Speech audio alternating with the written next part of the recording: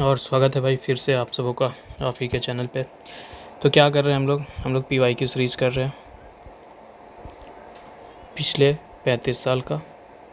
ठीक है, अभी जो हम लोगों का करंटली चल रहा है वो पॉलिटी चल रहा है, और पॉलिटी का जो है आज डे 17 है।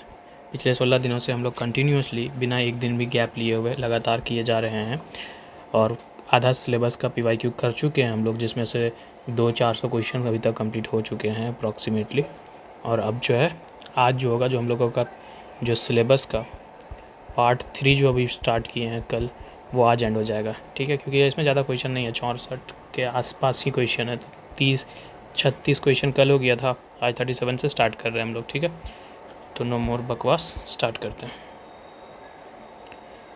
क्वेश्चन नंबर 37 क्या बोलता है? ये क्वेश्चन कहाँ पूछा गया है? यूपी लोअर सब प्री में 2008 में।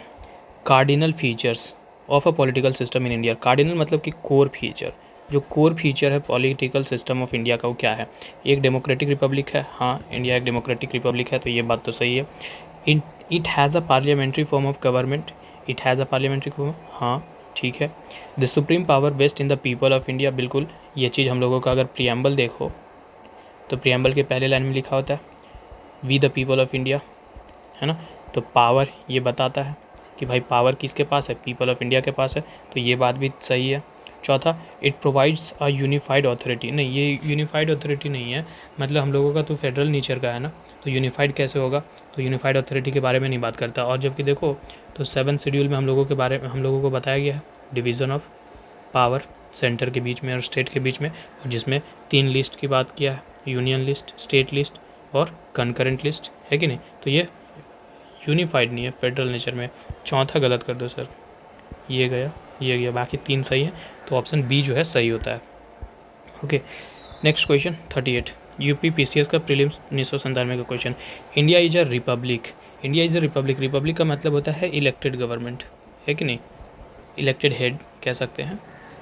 तो it is the people who are the final authority in all matter. All matter में कैसे होगा? फिर ऑल मैटर में हो जाएगा तो फिर वो अलग ही चला जाएगा।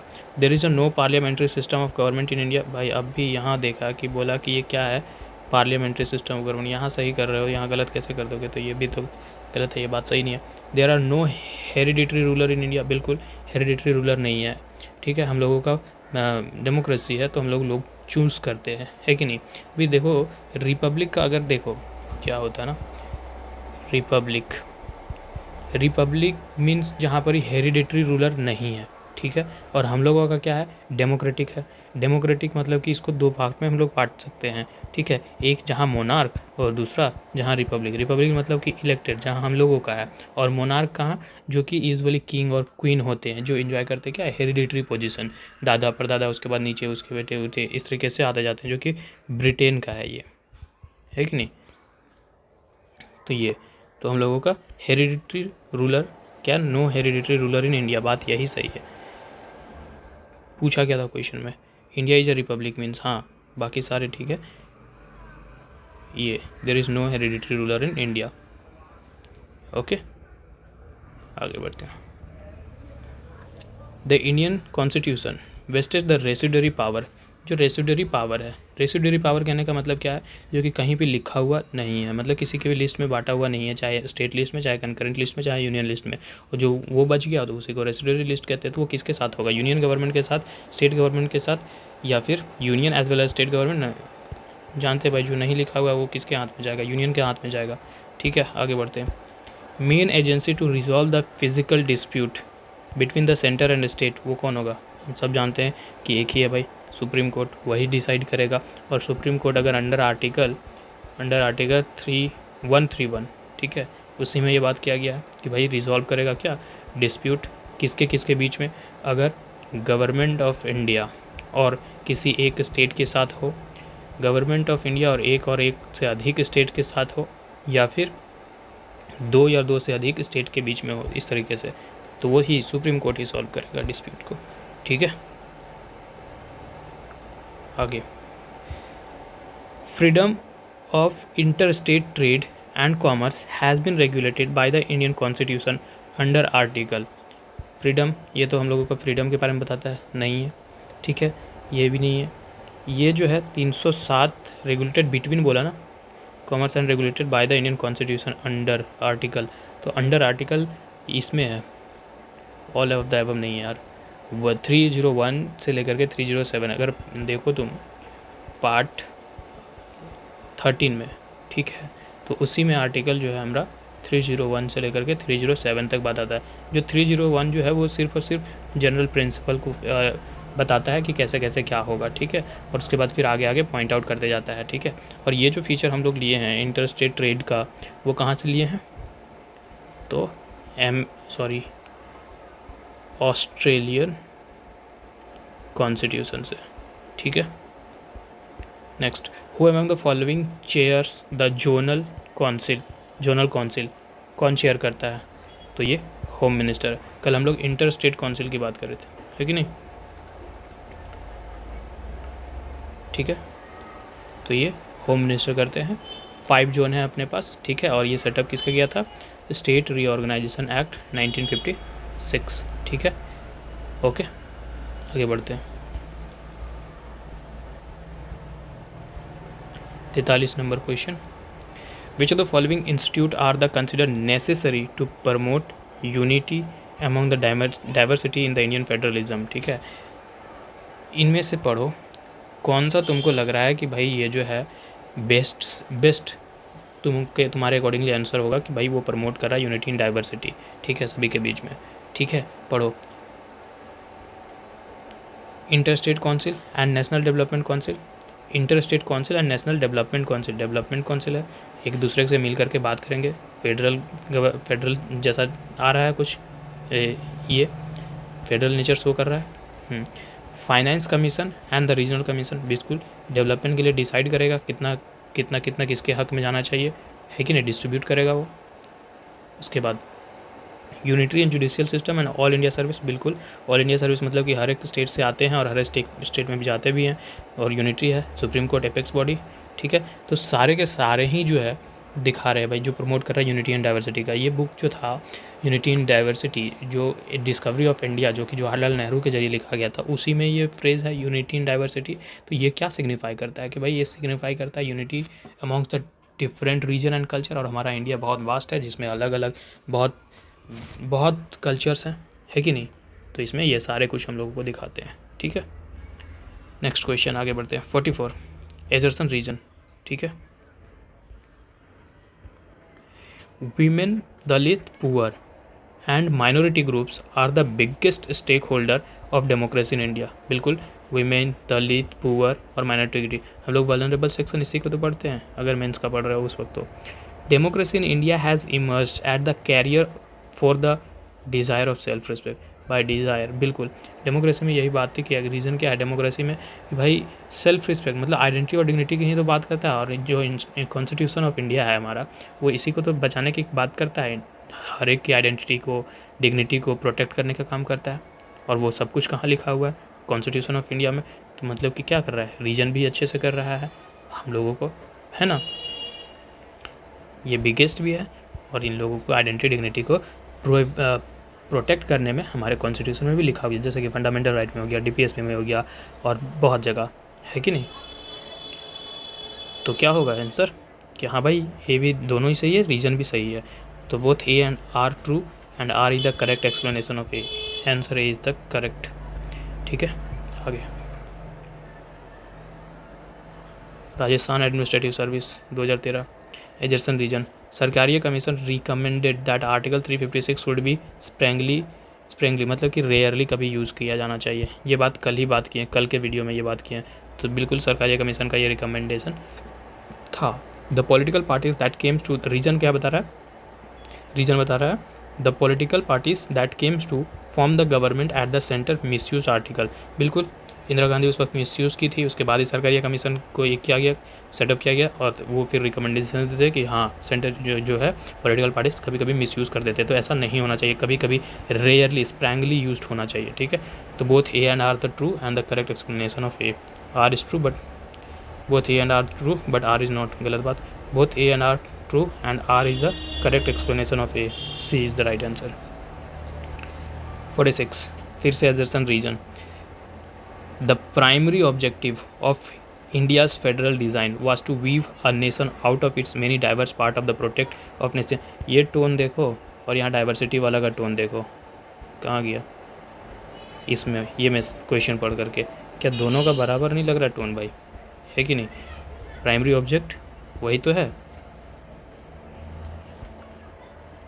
ठीक है। Primary objective of the India's federal design was to weave the nation of its many diverse part and protect the national integration. बिल्कुल, रीज़न क्या है? Accommodation of diversity has built a stronger not weaker Indian. बिल्कुल, हम मिल करके एक मिल करके ही ताकतवर बनते हैं, है कि नहीं? अगर अलग होंगे तो फिर वो वीक बन जाएगा। तो हम लोगों को ये स्ट्रॉन्ग बनाता है। जितना डाइवर्सिटीज़ है, चाहे किसी भी बेसिस पर जो डाइवर्सिटीज़ है, उन सबको अगर हम लोग इकट्ठा करेंगे तो वही हमें स्ट्रॉन्ग बनाता है, ना कि वीकर। और तो ये बात रीज़न भी जो है करेक्टली एक्सप्लेन कर रहा है। तो इसका आंसर क्या होना चाहिए? ए फॉल्स, गलत बात। Both A and R the true, individually true and R is the correct explanation of A. बिल्कुल, B is the right answer sir. ठीक है, आगे बढ़ते हैं। 47 in the Indian physical federal system, resources are allocated from the center to the state. Which of the following is not a means of resource allocation at present? ठीक है, central state के बीच में resource allocation होता है, ठीक है, लेकिन इनमें से जो है, इनमें 4 ऑप्शन है, इनमें से कौन सा जो है ये इसका कारण, मतलब ये एक तरीके का रिसोर्स एलोकेशन का मीन्स नहीं है। ग्रांट इन एड दिया जाता है, ये मीन्स है। सेंट्रली स्पॉन्सर्ड स्पीच, ये भी है।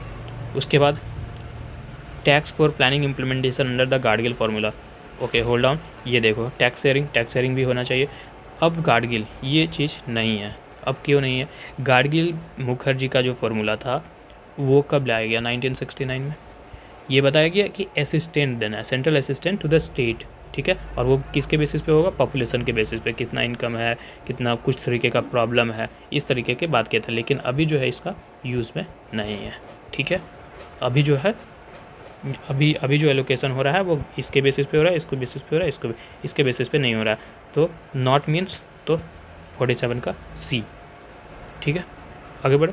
Okay, under the constitutional provision of the tax assignment in India, which of the following is tax exclusively imposed and collected by the state. ठीक है, हम लोग एक लास्ट तो पहले बात किए थे, एक स्टैम्प ड्यूटी था उधर, और यहाँ क्या था?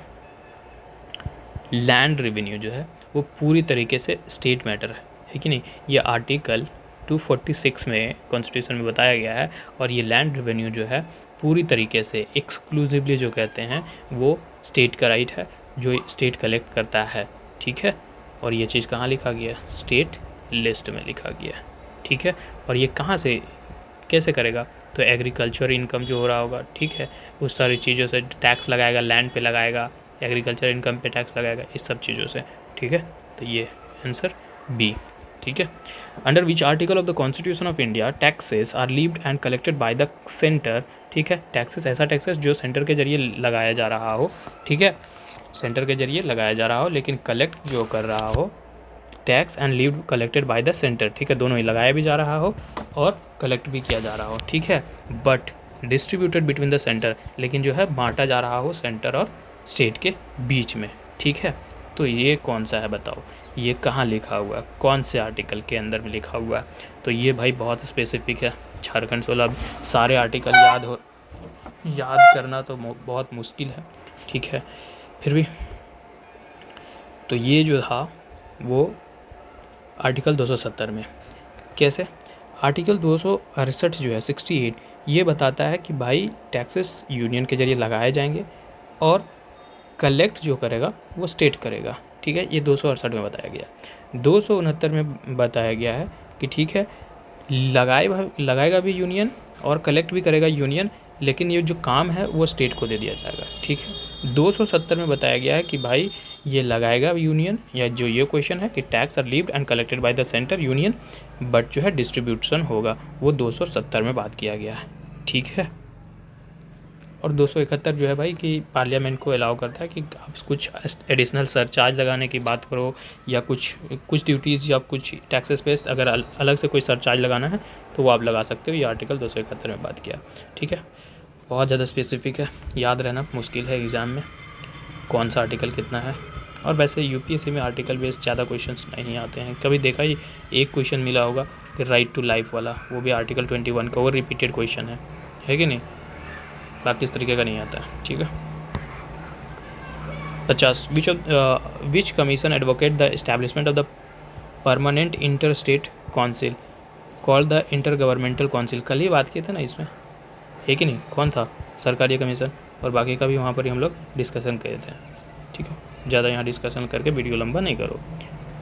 विच article of the Indian constitution describe the executive power of every state shall be so exercise as not to impede to prejudice of the exercise of the executive power of the union. मतलब कौन से article में ये कह रहा है भाई कि जो एग्जीक्यूटिव पावर है हर एक स्टेट का, वो शैल बी एक्सरसाइज, इस तरीके से एक्सरसाइज किया जाए कि भाई जो यूनियन का जो एग्जीक्यूटिव पावर है उसको डिमिन नहीं किया जाना चाहिए। ये आर्टिकल किस आर्टिकल में बात किया गया है? तो आर्टिकल 257 क्या बोलता है कि भाई कंट्रोल कर सकता है यूनियन स्टेट के ऊपर कुछ केसेस में, सर्टेन केसेस में। ठीक है, तो यही बात तो बोल रहा है यहाँ। ठीक है, इस तरीके से एक्सरसाइज किया जाना चाहिए कि कुछ डिमिन ना हो। ठीक है, तो ये आर्टिकल 257 में बोला गया है। तो इधर क्या बोला गया है, इसमें क्या है, 258 में बोला है कि भाई पावर है किसके पास, यूनियन के पास, कि जो है कुछ स्टेट पर कुछ जो है पर्टिकुलर तरीके के लॉ बना करके कुछ अपना पावर कन्फाइन करवाना है, तो वो आप कर सकते हो। ये आर्टिकल 200 और 255, ये तो हम लोग जानते ही हैं कि भाई यूनियन का काम है कि आप स्टेट को प्रोटेक्ट करने का काम करेंगे किसी भी बाहरी थ्रेट से, चाहे वो एक्सटर्नल हो, एग्रेशन हो, इंटरनल डिस्टर्बेंस हो, कुछ भी। और 256 तो प्रेसिडेंट रूल के बारे में बात करता है ना, तो ये सब जानते हैं, ये मानते हैं। ठीक है, कन्फ्यूजन सिर्फ ए और बी में होगा, इधर तो ये दोनों तो बहुत जानते हो ना, ए और बी। तो मेन क्या है आंसर, ए। आगे बढ़ते हैं। 52 क्वेश्चन नंबर,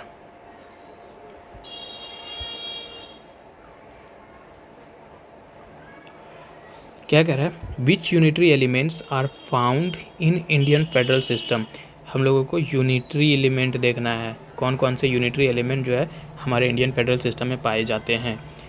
तो रिटन कॉन्स्टिट्यूशन, तो ये तो दोनों के बारे में बताता है। स्टेट रिजिड कॉन्स्टिट्यूशन, ये भी दोनों भाई रिजिड, ये यूनिटरी एलिमेंट थोड़ी बता रहा है। सुप्रीमेसी ऑफ द कॉन्स्टिट्यूशन, ये तो सेंटर यूनियन ज़्यादा दिखा रहा है, यूनियन। और सुप्रीमेसी ऑफ द कॉन्स्टिट्यूशन मतलब कि स्टेट के बीच में कन्फ्लिक्ट होगा तो भी क्या होगा, यूनियन। यूनिटरी मतलब कि जहाँ पर दिखे central stronger than the state, ये दिखने के लिए मिले, तो वो कहाँ मिलेगा, अपॉइंटमेंट ऑफ गवर्नर, बिल्कुल। कौन कर रहा है, यूनियन कर रहा है। डिसेंट्रलाइजेशन ऑफ पावर, नहीं। President approval on state bill, बिल्कुल, ये यूनिटरी दिखा रहा है। ठीक है, कि स्टेट को पावर को डिमीन कर रहा है ना यार, स्टेट जो है, स्टेट से ऊपर कौन हो जा रहा है, सेंटर हो जा रहा है ना, कि भाई जब तक हम बिल अप्रूव नहीं करेंगे नहीं पास होगा, तो ये है 6। उसके बाद कॉन्स्टिट्यूशनल क्राइसिस। अब कॉन्स्टिट्यूशनल क्राइसिस का कहने का मतलब क्या होता है, भाई इमरजेंसी प्रोविज़न, प्रेसिडेंट रूल लगा दिया तो उस वक्त सेंटर स्ट्रॉन्गर दैन स्टेट हो गया ना, तो ये। उसके बाद 1 सुप्रीम कोर्ट, ये तो सबके लिए बात कर रहा है, यूनिटरी फीचर नहीं दिखा रहा है ये। तो कौन कौन है, 4, 6, 7, 4, 6, 7 कहाँ दिख रहा है, डी। ठीक है, आगे बढ़ते हैं। 53 नंबर क्वेश्चन। ठीक है, ऊपर ठीक है ना भाई, ठीक है। 53, which of the following state और UTs are included in the north zonal council. ठीक है, नॉर्थ जोनल काउंसिल में कौन कौन से इंक्लूडेड हैं, तो ये बहुत स्पेसिफिक है, सीडीएस 2023 का क्वेश्चन है, सीडीएस 1 का, ये लर्न होना चाहिए। और ये हम लोग नहीं इंटर स्टेट काउंसिल में बात किए थे ना शायद, इसमें नहीं बात किए हैं। ठीक है, तो उत्तराखंड, उत्तर प्रदेश, हरियाणा, पंजाब, जम्मू एंड कश्मीर, ये नॉर्थ जोनल काउंसिल का पूछ रहा है। ठीक है, तो नॉर्थ जोनल काउंसिल में ना कौन कौन है, नॉर्थ जोनल काउंसिल में अपना चंडीगढ़ आ जाता है, और एनसीटी दिल्ली, चंडीगढ़, एनसीटी दिल्ली, कहाँ दिख रहा है, चंडीगढ़, एनसीटी दिल्ली, कहीं नहीं दिख रहा है, यहाँ दिख रहा है एनसीटी दिल्ली। चंडीगढ़ है क्या, चंडीगढ़ नहीं है, चंडीगढ़ नहीं है, और देख लो, चंडीगढ़ एनसीटी दिल्ली, ठीक है। हरियाणा दिखता है, हिमाचल प्रदेश दिखता है, जम्मू एंड कश्मीर, पंजाब, राजस्थान और एक लद्दाख, ठीक है। तो हरियाणा पंजाब राजस्थान, जम्मू कश्मीर, लद्दाख, हरियाणा पंजाब हिमाचल प्रदेश राजस्थान एनसीटी, बी, ठीक है। ओके, आगे बढ़ो यार। नाम में स्टेट्स के बीच सारे स्टेट्स का याद करना थोड़ा सा प्रॉब्लमेटिक है, लेकिन खैर कोई बात नहीं, करना पड़ेगा। Which one of the following is not a characteristic feature of Indian federalism. Indian federalism का फीचर क्या नहीं है, ठीक है। The federating unit consented to form a union. नहीं भाई, हम लोगों का जो स्टेट कंटेस्टेड है वो मतलब कि जो बना हुआ है यूनियन, वो कंसेंट से नहीं बना हुआ है। हम लोगों का जो इंडियन फेडरेशन है is the not the result of any agreement among the states, है कि नहीं। जैसा कि अमेरिकन फेडरेशन में हुआ है कि सारे स्टेट में आकर के मिल के कंसेंट दिए हैं तब वो बना है, लेकिन हम लोगों में तो ऐसा नहीं है। हम लोगों में पहला आर्टिकल जो 1 है वही डिस्क्राइब करता है कि इंडिया क्या है, India is a union of state, जिसका मतलब क्या होता है कि भाई आपको जो स्टेट के पास है वो किसी भी तरीके का अधिकार नहीं है कि आप सक्सीड कर ले, ठीक है। आप सक्सीड नहीं कर सकते हैं। और दूसरा ये भी बात बोलता है कि India is not the result of any agreement, ठीक है। तो ये नॉट फीचर बोला था, यही है। Residuary power wasted with the centre, अभी ऊपर क्वेश्चन में देखे थे, बिल्कुल। सिंगल सिटीजनशिप है, बिल्कुल। An extensive union and concurrent list, बिल्कुल ये बात है हम लोग में। 7 शेड्यूल, ठीक है। आगे बढ़े, ओके। बहुत गर्मी है यार। MM Punchi Commission on Center-State Relationship has recommended the disposal of a bill reserved for the consideration of the Union Executive within 6 months. Within 6 months, कहाँ है 6 month? 4 month, 6 month, 8 month, 5 month, 6 month, B में है, ठीक है। इन्होंने कहा था भाई, MM पुंची कमीशन जो था वही बात किए थे कि इसे 6 महीना के अंदर ही डिस्पोज हो जाना चाहिए, ठीक है। पुंची कमीशन को हम लोग अगर ऑफिशियली नाम कहे तो भाई commission on the centre state relation की बात करता है, ठीक है। तो अभी हम लोग अगर सेंटर स्टेट रिलेशन के 2 पूछ दे कमीशन, तो एक तो सरकारी कमीशन अपने पास याद होना चाहिए, एक तो पुंची कमीशन याद होना चाहिए, ठीक है। ओके, आगे बढ़े। 56 inter state council was setup in 1990 the recommendation of सरकारी कमीशन, ये हम लोग कल ही पढ़ चुके हैं, ठीक है। इसमें ज़्यादा डिस्कशन नहीं, क्योंकि यहाँ पर इन सब के बारे में उस दिन हम लोगों को कल जो है पूरी तरीके से हो चुका है, एकदम लॉन्ग डिटेल, इसलिए तो वीडियो भी 50 मिनट के आसपास चला गया था।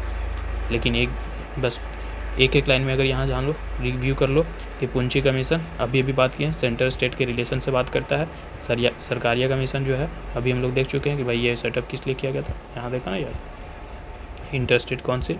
और कल भी इस चीज़ पर देख चुके हैं। राजमन्नार जो है वो जो सेंटर स्टेट से रिलेशन जितने भी एस्पेक्ट थे, सेंटर स्टेट से जितने भी एस्पेक्ट थे उनके रिलेटेड इसको बनाया गया था 1969 में, ठीक है। पुंची कमीशन 2007 में, ठीक है। और सरकारिया तो 1990 में, ये देख लिए। डेट क्यों बता रहे, क्योंकि कभी कभी अरेंज करने के लिए पूछ देता है, ठीक है।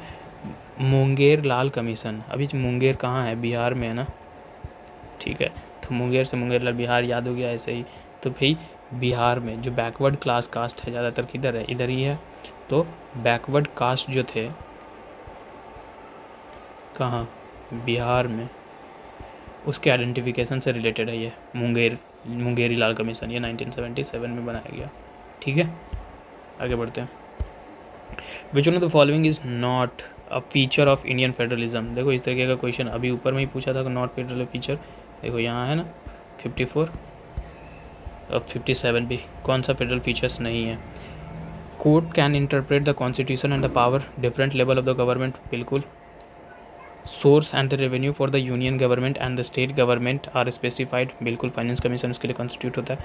Powers of the union and the states are specified in the constitution, बिल्कुल लिखा हुआ डिवीजन 7 शेड्यूल में बात किया गया। Indian federalism is based on the principle of separation of power. Sir separation of power legislature executive judiciary के बीच में है, हम लोग फंडामेंटल राइट्स में ये चीज़ें देख करके आए हैं वहाँ से, ठीक है। हम लोगों का जो फेडरलिज्म है वो बेस्ड है किस में, ऐसा कह सकते हैं कि कोऑपरेटिव फेडरलिज्म, साथ में तभी तो वेल डेवलप्ड है। अभी ऊपर हम लोग क्वेश्चन भी किए थे, है ना, कोऑपरेटिव फेडरलिज्म, ठीक है, कि सब आ रहे हैं एक साथ में और जो है डेवलपमेंट कर रहे हैं, ठीक है। तो कोऑपरेटिव है, सेपरेशन ऑफ पावर नहीं है, तो नॉट फीचर बोला, डी मारो, ठीक है। और अगर थोड़ा सा रिव्यू कर लो, ठीक है, क्योंकि आगे कभी पूछ दे, इंडियन फेडरलिज्म के फीचर्स, पहला डिवीज़न ऑफ पावर है, ठीक है, पूरी तरीके से यूनियन गवर्नमेंट स्टेट गवर्नमेंट। दूसरा कि रिटन कॉन्स्टिट्यूशन है अपने पास, ठीक है। तीसरा सुपरमेसी ऑफ कॉन्स्टिट्यूशन, ठीक है। चौथा इंडिपेंडेंट ऑफ जुडिशरी, जो भी ये बात लिखा था ऊपर में एक ऑप्शन में। उसके बाद ड्यूअल पॉलिटी है अपने पास। ड्यूअल पॉलिटी मतलब कि यूनियन गवर्नमेंट अपना कुछ पॉलिटी रूल करने का तरीका है, स्टेट गवर्नमेंट का कुछ अपना लॉ बनाता है कि नहीं। 6 रिजिड कॉन्स्टिट्यूशन है अपना। 7 डिस्ट्रीब्यूशन ऑफ पावर है सेंट्रल स्टेट के बीच में, कंकरेंट लिस्ट, यूनियन लिस्ट और स्टेट लिस्ट हम लोग जानते हैं। उसके बाद हम लोग जानते हैं कि centre stronger than the state. उसके बाद कोऑपरेटिव फेडरलिज्म, जो अभी हम लोग आंसर यहाँ किए, ठीक है। और अपना इलेक्शन कमीशन जो है वो इंडिपेंडेंट है, किसी के दबाव में नहीं आता। लेकिन अभी जो है ऐसा लग रहा है न्यूज़ से कि दबाव में रहता है वो सेंट्रल गवर्नमेंट के, ठीक है, कोई बात नहीं, लेकिन जो लिखा हुआ है वही लिखना पड़ेगा ना, मार्क्स चाहिए ना भाई। Which of the following is are the source of the law in India. India में कानून के कौन कौन से सोर्स हैं। Constitution of India biggest source, ठीक है। स्टैच्यूट, इसका मतलब कहता है कि लॉ होता है, ठीक है। इसका मतलब क्या होता है, लॉ जो पार्लियामेंट के जरिए इनैक्ट किया गया हो, बनाया गया हो कोई कानून, तो ठीक है ये भी होगा। कस्टमरी लॉ, कस्टमरी लॉ बिल्कुल, कस्टमरी लॉ कहने का मतलब क्या होता है मालूम। कस्टमरी लॉ कहने का मतलब कि जो ट्रेडिशन हो गया, जो प्रैक्टिस हम लोग कर रहे हैं, कोई कस्टम्स, ठीक है, तो उसमें, ठीक है, कोई कम्युनिटी, कोई पर्टिकुलर ग्रुप ऑफ कम्युनिटी किसी भी तरीके का कस्टम प्रैक्टिस कर रहा है, तो वो चीज़ कस्टमरी लॉ, तो उससे भी हम लोगों का लॉ इंस्पायर है, ठीक है, सोर्स है उसमें। और केस लॉ, केस लॉ तो है ही भाई कि इंटरप्रिटेशन पे मेड है, कि कभी कुछ इंटरप्रिटेशन कर लिया तो निकल गया तो उसको मानना पड़ेगा, है कि नहीं। तो वही धीरे धीरे आगे बढ़ते जाता है। ओके, तो चारों को चार कहाँ है, डी में है, ठीक है। नेक्स्ट क्वेश्चन, ठीक है, ये मैच वाला क्वेश्चन है, ठीक है, थोड़ा सा दिक्कत होगा इसमें देखने उखने में, लेकिन हम कोशिश करते हैं, ठीक है। ओके ओके, किधर से, नीचे से स्टार्ट करते हैं। इलिटिस्ट डेमोक्रेसी, इलीट का मतलब क्या होता है, बड़े बड़े लोग जिसके पास रुपया पैसा ज़्यादा हो, जिसे हम कह सकते हैं प्रिविलेज्ड लोग, ठीक है। अब देखते हैं इस तरीके से चीज़ें कहाँ, capacity of the group to ensure the government of responsive, नहीं, social equality through the commission ownership of the wealth, नहीं, highest and the harmonious development of a individual capability, नहीं, पावर जो always exercise by the privileged few privileged, elite तो few ही होता है ना, elite तो कुछ ही लोग होते हैं, फ्यू होते हैं, तो प्रिविलेज्ड फ्यू। डी का सर 1, डी का 1 यहाँ है, यहाँ, इन दोनों को हटा दो, ठीक है। अब डी का 1, अब देखते हैं यहाँ से नीचे से डेवलपमेंटल डेमोक्रेसी। अब डेवलपमेंटल डेमोक्रेसी देखो तो अभी तो पढ़े harmonious development of individual capabilities, मतलब सी का 2, सी का 2 यहाँ है, ख़त्म हो गया सर, मिल गया। ए का 4 प्लूरलिस्ट डेमोक्रेसी, प्लूरलिस्ट डेमोक्रेसी का capacity of the group plural हो गया ना, मतलब एक से अधिक वही प्लूरल हो गया, तो ग्रुप ऑफ पीपल्स यहाँ आ गया, to ensure the governmental responsibilities, तो 4।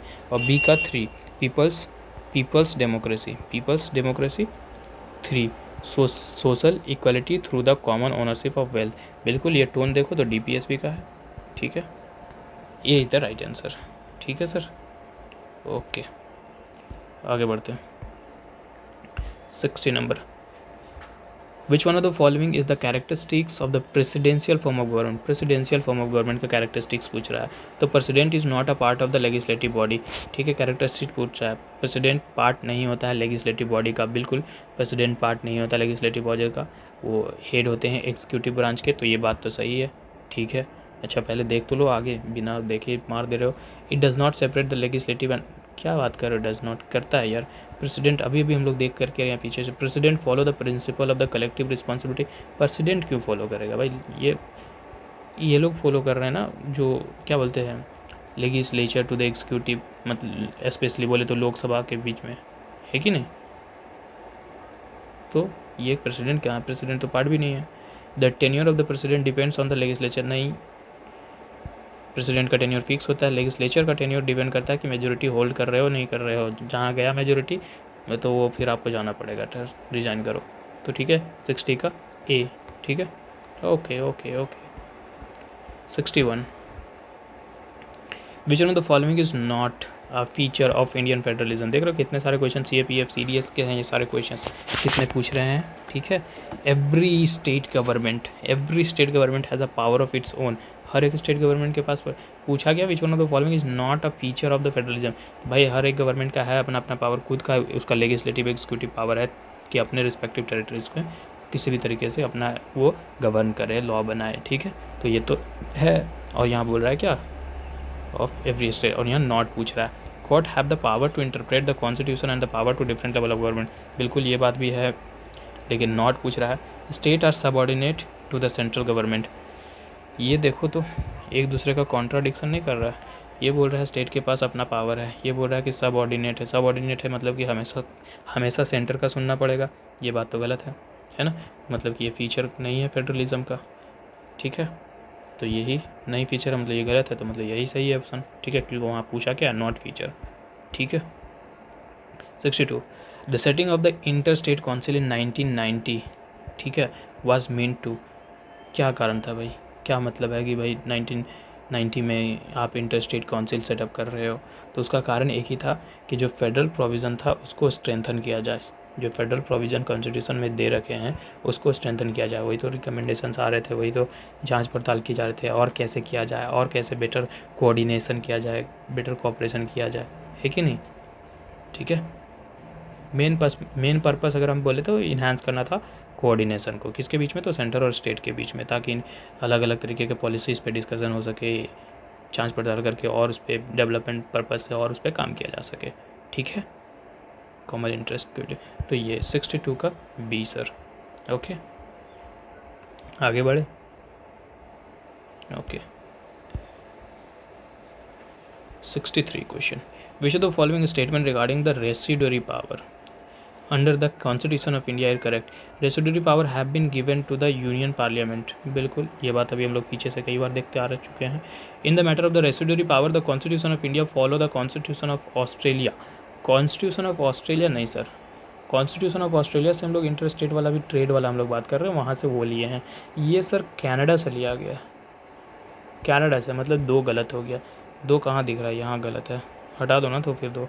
Schedule 7 of the constitution of India, schedule 7 of the constitution of India provision list the residuary power, नहीं सर, ये तो सिर्फ डिवीज़न कर रहा है ना कि स्टेट, यूनियन जिसे सेंट्रल कह रहे हैं, और कंकरेंट लिस्ट के बारे में बता रहा है, डिवीज़न बता रहा है, रेसिडुअरी पावर का लिस्ट तो नहीं दे रहा है, तो तीसरा को भी काट दो, ये गया। अब चौथा पढ़ लो, the government of India act 1935 place the residuary power in the hand of the governor general, बिल्कुल गवर्नर जनरल के हाथ में रखा गया था, ताकि ये इंश्योर कर सके कि भाई कोई भी इम्पोर्टेंट सब्जेक्ट जो है वो छूटे ना, ठीक है, कभी भी कोई भी अनफोर्सिन सिचुएशन आ जाए तो उसके अकॉर्डिंगली काम किया जा सके, और गवर्नर जनरल होगा तो वो अच्छे से देख रखेगा, ठीक है। तो ये 1 और 4।